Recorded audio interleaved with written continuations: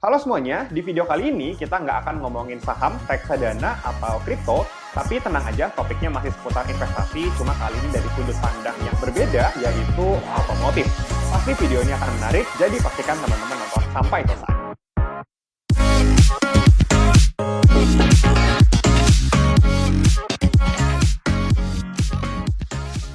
Gue kebetulan cukup suka ya sama dunia otomotif dan sering nonton balap atau review mobil gitu di YouTube. Pasti nggak akan lepas ya dari channel ini. Ini adalah channelnya Om Fitra Eri. Gue yakin lah pasti teman-teman udah cukup tahu tentang channel ini. So, nggak aneh kalau misalkan pas gue buka YouTube, videonya Om Fitra ini muncul di beranda gue. Dan ada satu video yang baru dirilis beberapa hari lalu dan sangat menarik untuk kita bahas dari sisi investasi di dunia otomotif. Izin pinjam videonya ya, Om Fitra, untuk kredit dan linknya kalian bisa lihat di kolom deskripsi. Gue akan nonton juga bareng-bareng sama kalian videonya yang ini. Nanti gue akan tampilin di samping sini. Jadi di video ini Om Fitra mereview salah satu mobil mewah dari Bentley, yaitu Bentley Bentayga, keluaran tahun 2016. Ya, mobil ini adalah SUV terkencang pada zamannya, ini dengan mesin W12 6000 cc twin turbo yang bisa menghasilkan tenaga 600 horsepower dan torsi 900 Nm. Nah, dengan tenaga sebesar itu, Bentley Bentayga ini bisa melaju sampai kecepatan 301 km per jam. Jadi wajar aja dijuluki sebagai SUV tercepat pada masanya, dan menurut gue sampai sekarang juga masih jadi salah satu yang paling kencang. Sebagai perbandingan aja, Avanza ya, Toyota Avanza itu bisa menghasilkan tenaga sampai 105, jadi Bentley Bentayga ini kurang lebih kekuatan itu 6 kali lipatnya si Avanza. Dan ada potongan statement dari Om Fitra yang sangat menarik ya. Kita akan nonton bareng-bareng di samping sini.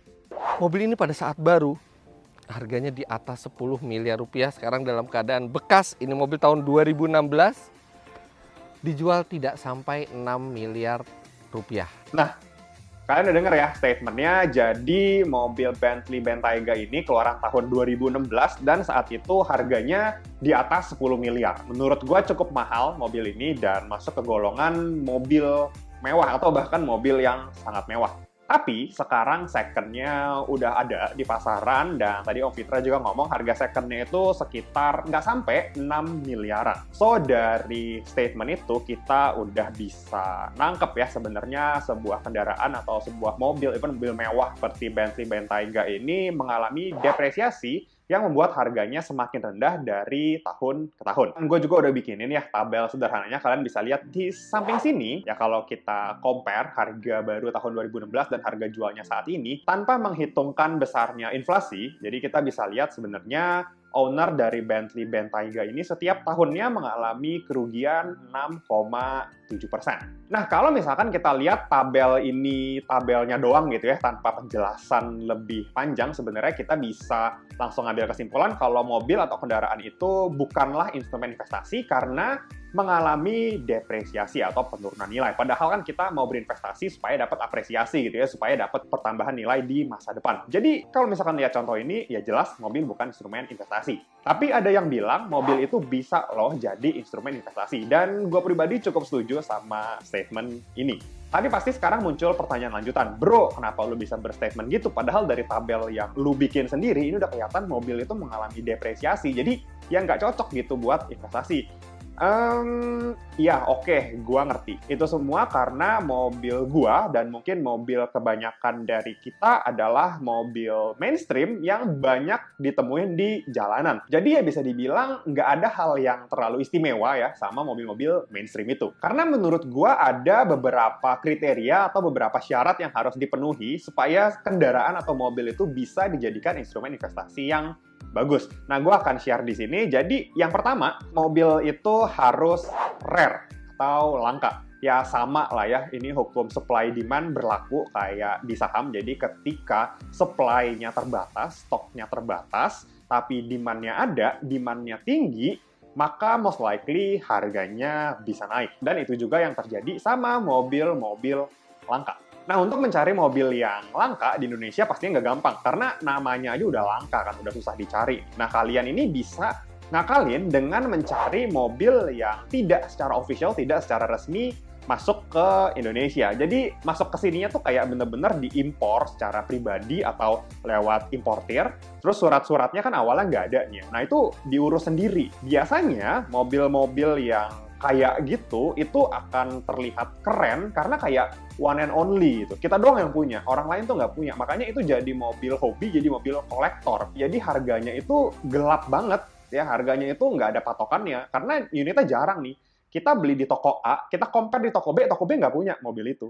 Jadi harganya bisa suka-suka si penjual gitu. Jadi kasarnya, ya terserah gua, itu kan mobil gua. Jadi harga gua mau jual berapa, kalau lu mau beli, ya beli. Kalau enggak, ya udah. Lalu selain impor atau masukin mobil dari luar negeri ke dalam negeri gitu ya, urus sendiri, kalian juga bisa cari mobil langka dengan membeli mobil yang produksinya benar-benar limited atau terbatas. Kayak contohnya mobil ini, GR Yaris yang cuma diproduksi 25.000 unit di seluruh dunia. Dan Indonesia cuma kebagian 126 unit aja. Dan menurut gue GR Yaris ini, kalau misalkan Toyota nggak produksi lagi ya, ini di masa depan harganya bisa jadi sangat-sangat mahal.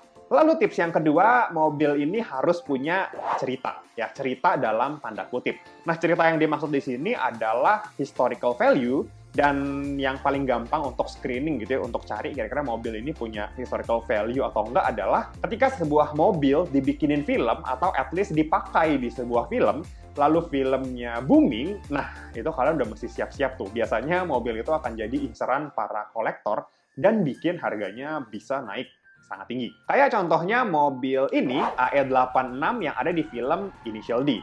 Terus ada juga Nissan Skyline GT-R R34 dan Toyota Supra MK4 yang ada di film Fast and Furious. Pasti kalian udah tahu dan udah pernah nonton juga lah ya. Jadi mobil-mobil ini cukup gelap harganya dan sudah masuk kategori mobil atau barang kolektor. Ya, kayak tadi gue bilang, jadi harganya agak suka-suka si penjualnya. Bahkan ada MK4 ya, Supra MK4 tahun 90-an, yang kalau dibeli sekarang harganya itu lebih mahal daripada Toyota Supra yang baru, yang generasi 5 yang baru keluar tahun 2019. Bayangin aja, selisih umurnya itu hampir 30 tahun, tapi harganya itu ada di range yang kurang lebih sama. Lalu poin ketiga yang bisa bikin sebuah mobil jadi instrumen investasi yang bagus adalah ketika mobil itu bisa menghasilkan cuan. Nah, cuan apa yang dimaksud di sini? Gue akan kasih contoh gitu ya. Misalkan nih ya, ada pekerjaan tertentu yang memang perlu mobil bagus untuk keperluan branding. Ya, personal branding. Ingat ya, branding, bukan flexing. Tapi gue mau disclaimer dulu ya, personal branding ini nggak cuma soal mobil. Gue percaya banyak banget hal ya yang bisa bikin personal branding kita bagus. Tapi menurut gue salah satu yang cukup penting adalah penampilan kita. Nah, kalau misalkan ya kita punya mobil yang bagus, yang mungkin mewah, mungkin mahal, gue cukup yakin itu bisa meningkatkan trust atau kepercayaan dari partner bisnis kita sama kita untuk akhirnya kita bisa dapat project yang nilainya jauh lebih besar daripada modal yang kita keluarkan untuk beli mobil itu. Jadi di sini udah kelihatan ya konsep investasinya, di mana kita harus keluarin modal dulu untuk beli mobil bagus, untuk beli mobil mewah, untuk dapat kerjaan, untuk dapat cuan yang nilainya jauh lebih besar daripada modal yang kita keluarkan. Gimana menurut kalian? Kira-kira kalian setuju gak nih sama statement mobil atau kendaraan itu bisa loh dijadikan instrumen investasi yang sangat-sangat bagus? Share ya pendapat kalian di kolom komentar. Oke, mungkin sekian dulu video kali ini. Semoga bisa bermanfaat dan jadi tambah referensi untuk kita semua. Happy investing. Thank you. Sekian dulu ya video kali ini. Jangan lupa like, comment, subscribe, dan share video ini supaya bermanfaat bagi orang lain. Thanks for watching and see you on the next video.